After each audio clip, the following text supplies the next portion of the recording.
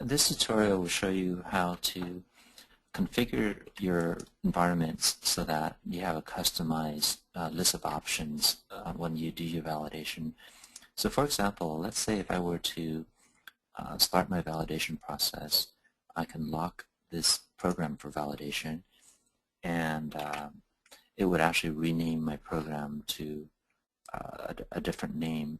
So as you can see, this program has been renamed with a different extension.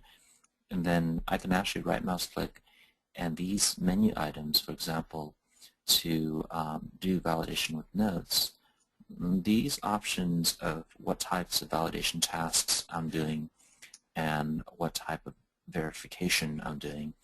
Note that I just added one here, but these items could be configured. And let me show you how to do that. So what I did was, in order to configure it, you write you use the macro called config. And here's an example.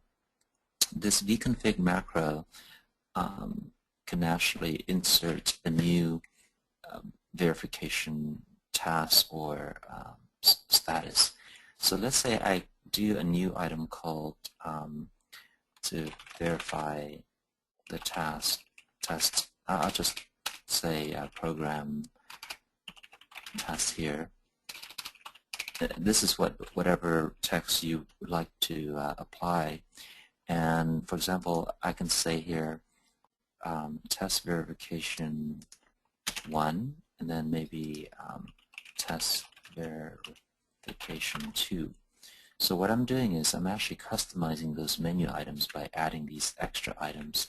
Note that I'm doing 6 and 7 and 12 because there are other existing values already.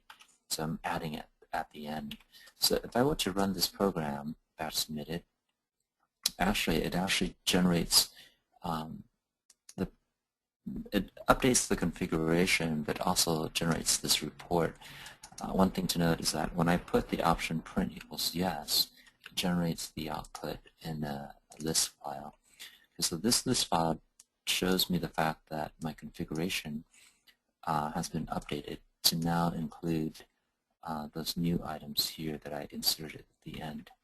So let me go back to that verification task and look to see if that's been updated. So if I were to say validation notes, this list here, note that this verification task test that I entered into the configuration call now appears in this, and the status, note that these two items down here are the ones that I actually configured.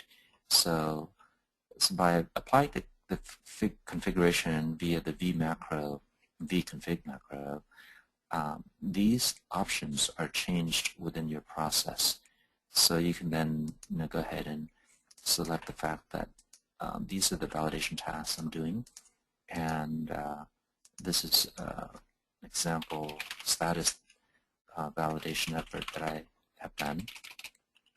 So now when I look at the reports, I can see that in the current program that I'm doing, note that the notes, now the action is the validation notes, but note that the validation task has this new item that was configured, and the status also has this new item.